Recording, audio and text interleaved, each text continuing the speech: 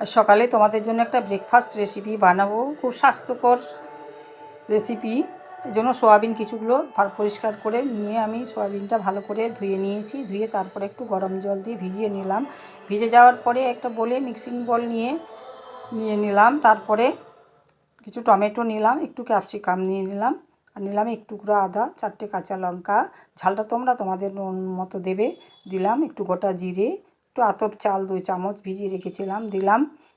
আর দিয়ে পেস্টটা বানিয়ে নিলাম। পেস্টটা বানিয়ে ঢেলে নেওয়ার পরেই দিয়ে দিলাম লবণ, হলুদ, একটু লাল লঙ্কার গুঁড়ো, দেবো একটু ভাজা মশলার গুঁড়ো, আর দেবো একটু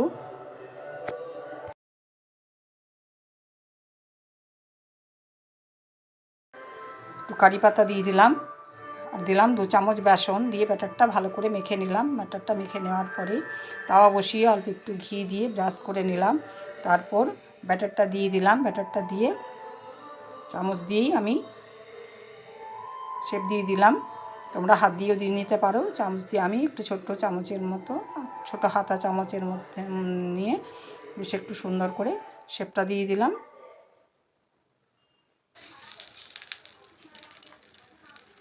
ওপর থেকে একটু শুকিয়ে যাওয়ার পরে একটু ঘি দিয়ে দিলাম। ঘি দিয়ে ওপর থেকে আবার একটু ভালো করে ঘিটা মাখিয়ে নিলাম। উল্টিয়ে নিচ্ছি। দেখো খুব সুন্দর উল্টানো গেল, কোনো অসুবিধা হবে না। এবার দুটো সাইড বেশ ভালো করে উল্টে উল্টে ভেজে নিলাম। আরেকটা আমি হাত দিয়েও তোমাদের দিয়ে দেখিয়ে দিচ্ছি। ওইভাবে হাত দিয়েও তোমরা করে নিতে পারবে। একই প্রসেসে সবগুলো আমি বানিয়ে নিলাম। দেখো সুন্দর করে দুটো সাইড ভেজে নিতে হবে। আর সকালবেলার ব্রেকফাস্টের জন্য তোমরা এই রেসিপিটা বানিয়ে নিতে পারবে। খুবই স্বাস্থ্যকর একটা রেসিপি।